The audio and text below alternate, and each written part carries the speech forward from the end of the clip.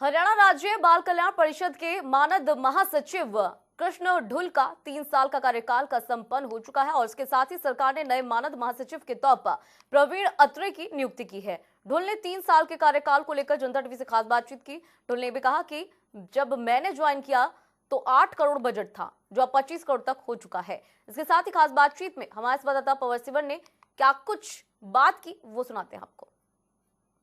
हरियाणा राज्य बाल कल्याण परिषद के मानद महासचिव कृष्ण ढुल मेरे साथ हैं। इनका कार्यकाल हालांकि खत्म हो चुका है, सरकार ने नए मानद महासचिव की भी नियुक्ति कर दी है, लेकिन कृष्ण ढुल का कार्यकाल 3 साल का किस तरह का रहा, इस पर बातचीत करेंगे।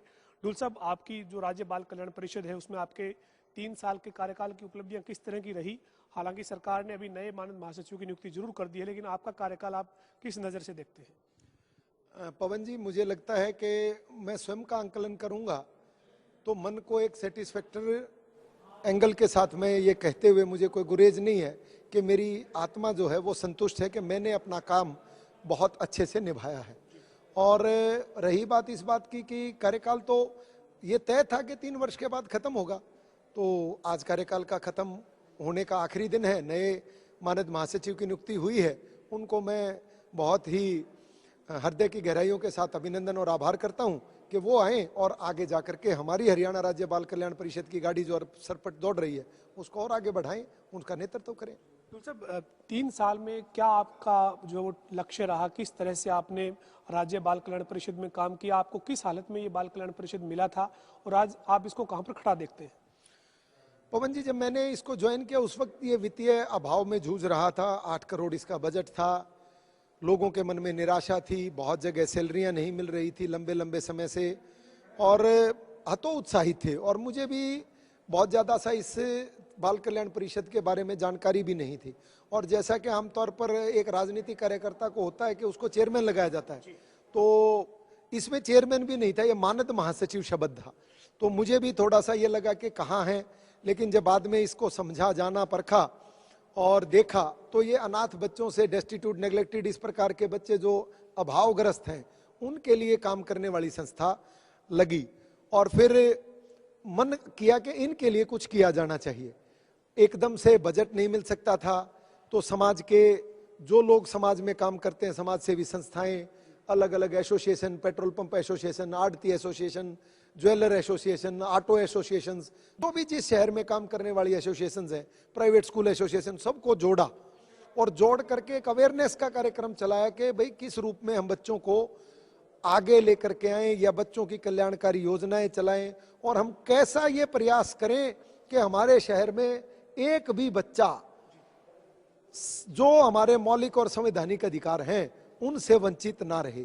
इस प्रकार की बातें जब मैंने उन लोगों के मन में डाली, और जिले का प्रधान, चूंकि हमारा हर जिले का डिप्टी कमिश्नर हमारी हरियाणा राज्य बाल कल्याण परिषद इकाई का जिले का प्रधान होता है, तो उनके साथ बैठ करके उनके साथ वार्ता की, उनको आमंत्रित किया, तो फिर लोगों के बीच में उत्साह देखने लायक था। पवन जी, मैं आपको बताऊं, कई बार तो कई मीटिंगों में ऐसा हुआ कि लोगों ने खड़े होकर के डोनेशन देना शुरू किया, रसीदें कटवानी शुरू की। और मुझे ये बताते हुए बड़ा हर्ष है कि 3 वर्षों के कार्यकाल में मैंने CSR से और सामाजिक संस्थाओं से जो डोनेशन इकट्ठा किया वो 30 करोड़ रुपए है। जहां 8 करोड़ रुपए हमारा मात्र बजट था, वहां 3 वर्षों में 30 करोड़ रुपए हमने अलग अलग संस्थाओं से, महाशय जी हटी, जो धर्मपाल गुलाटी जी हैं, महाशय जी अब दुनिया में नहीं है, उनका मैं बहुत हृदय की गहराइयों से आभार करता हूं। 1 करोड़ रुपए उन्होंने हमारी संस्था को दिया। तो इस प्रकार समाज के बहुत सारे वर्गों ने इस संस्था के लिए सहयोग किया, उनका आभार करता हूं। इन 3 सालों में प्रदेश में कहीं नए भवन बनाने समेत कई बड़े फैसले जो आपने किए हो, जो आपको सबसे ज्यादा सुकून देते हो कि मैंने यहाँ पर इस पद पर आने के बाद ये जो बेहतरीन काम है ये किए? हाँ, एक 12 नए भवन बने हैं मेरे कार्यकाल में। जब मैंने ज्वाइन किया तो 46 भवन थे 1971 से लेकर के अब तक। अभी जब इसको समझा, जाना, तो द्रुत गति से प्रयास किया करने का, तो 12 भवनों का अभी हमने मेरे कार्यकाल में उद्घाटन किया है। और एक सबसे बड़ा भवन जो है वो बनने जा रहा है गुरुग्राम के सेक्टर 4 में। बाल भवन जो है वो हिंदुस्तान का सबसे बड़ा बाल भवन है, जिसकी कीमत करीब करीब 22 करोड़ रुपए की लागत से वो बनेगा। इसके अलावा मेवात में 3 जगह, हेली मंडी में, गुरुग्राम में, रोहतक में, फरीदाबाद में, इसमें अलग अलग जगह पर हमने, नरवाना में हमने जो है बाल भवन और मिनी बाल भवनों का निर्माण किया। अलग अलग स्कीमें चलाई, चाहे वो बाल संगम केंद्र के तौर पर हर जिले के हॉस्पिटल में एक बाल संगम केंद्र खोलना हो, समन्वय की स्कीम हो, नशा मुक्ति केंद्र हो, आंगनवाड़ी वर्कर ट्रेनिंग सेंटर हो, हमारे स्पेशल चिल्ड्रन के स्कूल हो, शहीदों के बच्चों के लिए कल्याणकारी योजनाएं हो, इस प्रकार की नाना प्रकार की जो योजनाएं मेरे कार्यकाल में चली, वो मुझे लगता है कि मन को सुकून देने वाली है। तो सर, इन तमाम कार्यकाल आपका जो रहा, आपकी जो उपलब्धियां रही, इसके बीच जो हरियाणा सरकार ने आपके कार्यकाल के खत्म होने के बाद नए मानद महासचिव के तौर पर नई नियुक्ति की है, आपके कार्यकाल को आगे एक्सटेंशन दी जा सकती थी? क्या आप संतुष्ट हैं क्या सरकार ने जो नया फैसला किया उससे?